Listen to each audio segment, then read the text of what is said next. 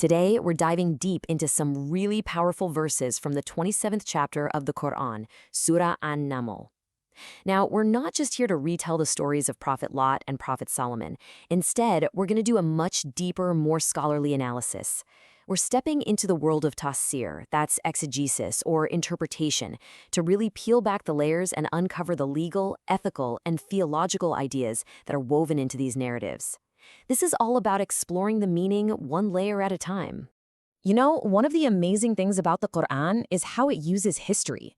It doesn't just give you a list of events, it presents these stories as ayat, which can mean signs, proofs, or lessons. So these accounts of past civilizations are almost like case studies, held up like a mirror for us to look into and reflect. That means the ruins of an old city aren't just piles of stone, they're meant to be a physical symbol of a spiritual truth, a lasting lesson in cause and effect for anyone who's willing to think deeply about it. And that really brings us to the heart of what we're doing today. When the Quran describes the incredible power of Solomon's kingdom, or tells us about the fate of Lot's people, what are the exact lessons being taught? What are the fine-tuned ideas about justice, about the right way to use power, about the role of our own minds and faith, and even about how we define what's right and wrong? These are the questions that scholars have spent centuries carefully unpacking from these verses. So let's get into it. To really get to the bottom of this, we're going to move through the analysis step by step. First, we'll get our bearings with a quick look at Surah An-Naml itself. Then, we'll do a really detailed examination of the story of Lot's people. After that, we'll analyze Solomon's kingdom, which, you'll see, leads right into a really important discussion about the concept of struggle.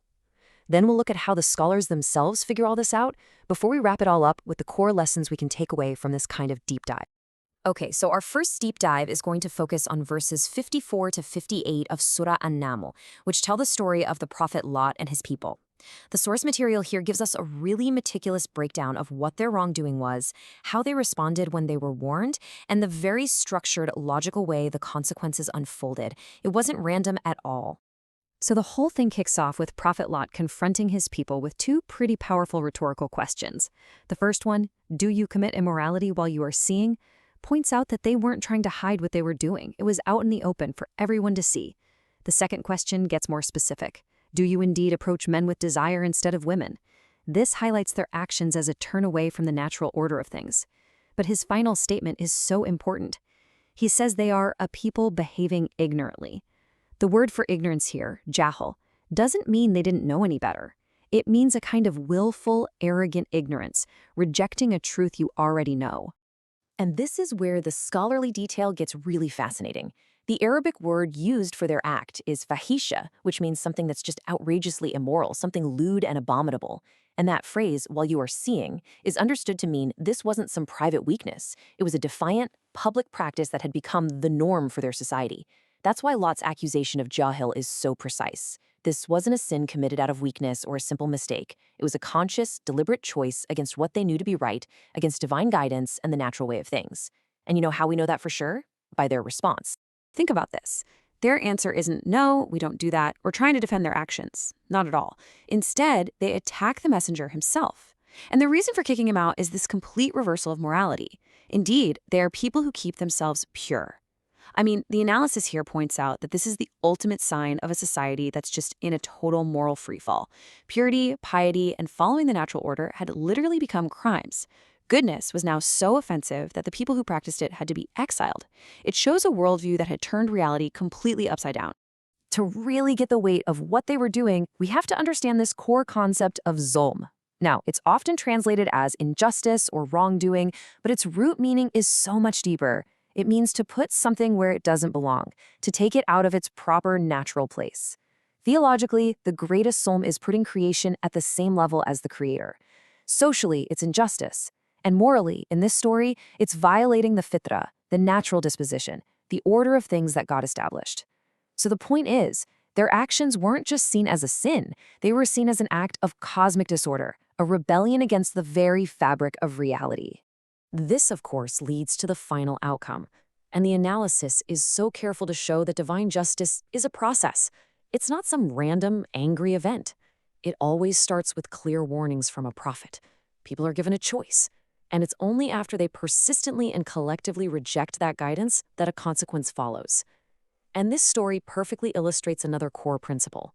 Everyone is accountable for themselves. Lot's wife, even though she was married to a prophet, wasn't saved. Her fate was sealed by her own beliefs and her own actions. So the destructive rain that came down on the city is framed as the direct result of their choices, a powerful sign for all future generations. Now, let's shift gears completely. We're moving from a story of a society's collapse to an example of a divinely guided state. We're going to look at verse 17, which describes the incredible power given to the prophet Solomon. The analysis here isn't focused on the spectacle of his power, but on its ultimate purpose. I mean, just picture this for a second. The verse paints this incredible image of a military force unlike any other. It was an army made up of not just men, but also of the jinn, these unseen beings, and even birds. And they were all organized with perfect discipline, marching in rows. That one detail immediately tells you that Solomon's power came from a divine source. This wasn't your typical empire built just by human conquest. This was something miraculous. The analysis breaks this verse down very methodically. First, the components. Having different species and beings all under one command just shows the incredible scope of the dominion God had given Solomon. Second, the structure. That phrase, marching in rows, isn't just a throwaway detail. It's a sign of absolute order and discipline. Third, the source. It's obvious this power was a gift from God, but all of these points lead us to the fourth and most important part of the analysis. What was all this power for? What was its purpose? And here is the core takeaway from the source. This huge, miraculous army was not a tool for building an empire, or for forcing people to convert, or for gaining worldly glory. Its purpose was fundamentally defensive. It existed to build a state based on divine justice, to protect that state from being attacked, and to uphold God's order. It was a power meant to protect truth and maintain justice, not to force belief on people through violence. That distinction is absolutely critical to understanding what legitimate power looks like in this context. So this analysis of Solomon's defensive army is the perfect gateway to a much bigger and, let's be honest, often misunderstood topic. The source material uses this example to explore the wider concept of jihad, carefully drawing a line between its different meanings, and moving way beyond the simple caricatures we often hear. So, first, what does the Arabic word jihad actually mean? Well, its root means to strive, to struggle, or to put in your absolute best effort. It's a really broad term. The source explains that when you look at all the stories of the prophets, you see this idea of struggle playing out in two main, very distinct ways. And getting this distinction right is key to understanding their mission. So on one side, you have the military struggle. The source is very clear that this is almost always defensive. It's the use of force by a legitimate state to protect its people from being wiped out or attacked, just like we saw with Solomon's army. It's a reaction to aggression, not a way to spread religion by the sword. But then, on the other side, you have what the source calls the primary, the higher, and the more fundamental struggle. And that is the ideological and intellectual struggle. This is the real mission of every single prophet, the constant effort to share the message and invite people to the truth using reason, strong arguments, and clear proofs, or bayinat. This is the struggle of ideas, the work of persuasion, not of coercion. So if the main kind of struggle is intellectual, what are the tools for it? How does it work?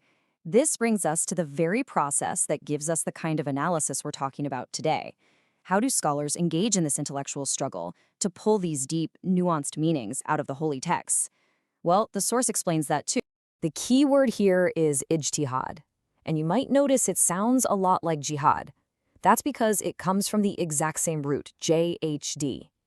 It is, by its very definition, an intense intellectual struggle. Ijtihad is the formal, disciplined process of using your mind to its absolute fullest potential to figure out rulings and understand the deeper meanings of the Quran and the prophetic traditions, the Sunnah. And this is something done by qualified experts who have mastered all the necessary fields, like linguistics, history, and legal theory. Now, this analysis really elevates the role of the aql, the intellect or reason, within faith. It's not seen as something that opposes revelation. It's seen as a gift from God, something you need to understand revelation. Ijtihad is the system for applying this God-given reason to the texts. And what's more, the source argues this isn't some old practice that's died out. It's a dynamic and ongoing process that's needed in every single era to apply timeless truths to new situations.